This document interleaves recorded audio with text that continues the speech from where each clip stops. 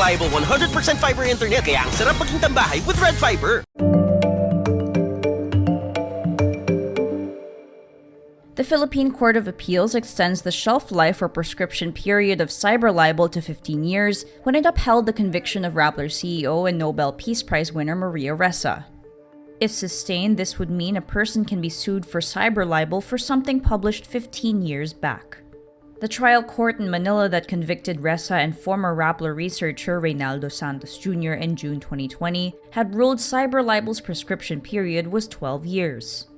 With a different interpretation from the appellate court that extends it to 15 years, the young cyber libel law might be in for another constitutional battle in the High Court.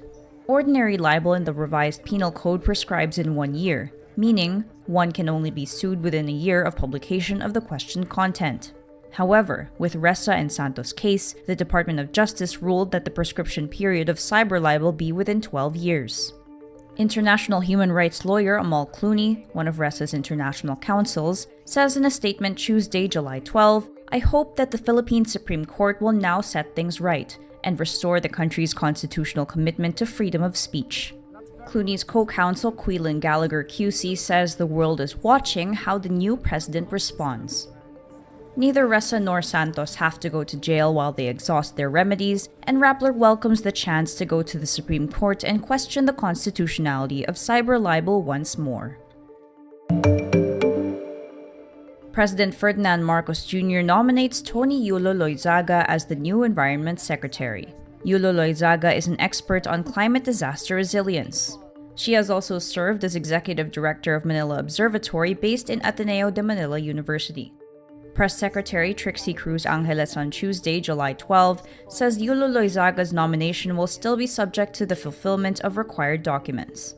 Angeles earlier announced the appointment of Rafael Popo Lotilla as Energy Secretary. She later clarifies that his designation is only a nomination pending review of his employment status. Lotilla is currently an independent director of Aboitiz Power and Enexor. Angeles cites Section 8 of Republic Act 7638, or the act creating the Department of Energy.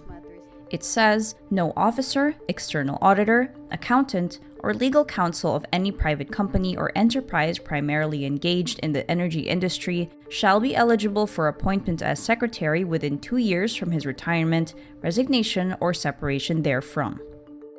Meanwhile, Marcos has yet to name his secretary for the Health and Science and Technology departments.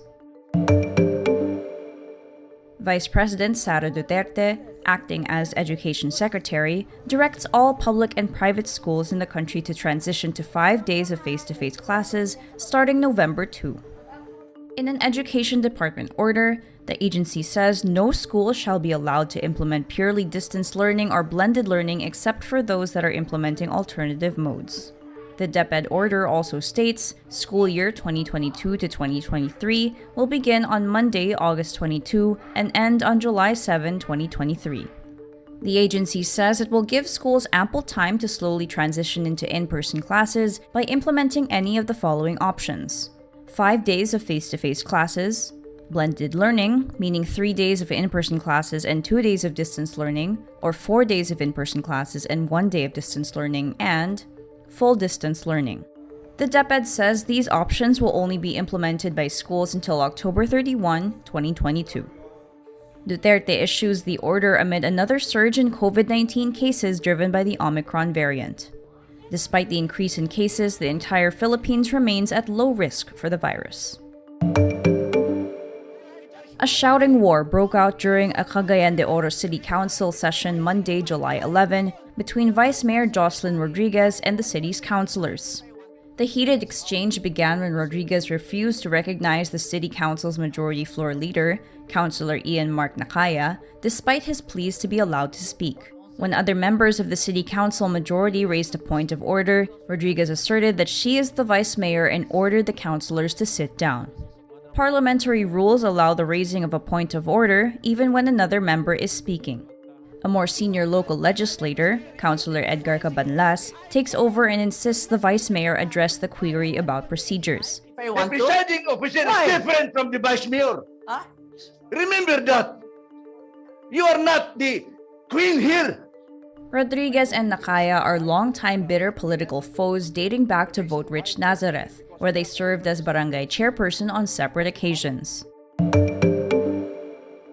Walt Disney co-announces a deal on Monday, July 11, that will bring a documentary series and concert featuring K-pop band BTS to the Disney Plus streaming service. Their series, called BTS Monuments Beyond the Star, will debut on Disney Plus next year and include music and footage of the South Korean group from the past 9 years and their preparations for their second chapter. Disney's agreement with BTS management company HYBE also allows for Disney Plus to run a recording of a stadium concert in Los Angeles in November 2021, and a reality show called In the Soup Friendcation and featuring V from BTS, Itaewon-class TV star Park Seo-joon, Parasite movie actor Choi Woo-shik, singer and actor Park Hyung-sik, and rapper Peak Boy. Disney would also introduce new programming from other HYBE artists over the next few years, according to their statement. All 9 members of South Korean girl group TWICE renew their exclusive contracts with their agency JYP Entertainment. According to a Koreaboo report, JYP Entertainment releases a statement on Tuesday, July 12, to announce all of the members decided to complete their renewal ahead of the group's expiration of contract later in 2022. After the announcement, TWICE members take to Instagram and Bubble platforms to thank their fans, the Onces, for their unwavering support. Since their debut in October 2015, TWICE has become one of the few K-pop groups that haven't had member lineup changes.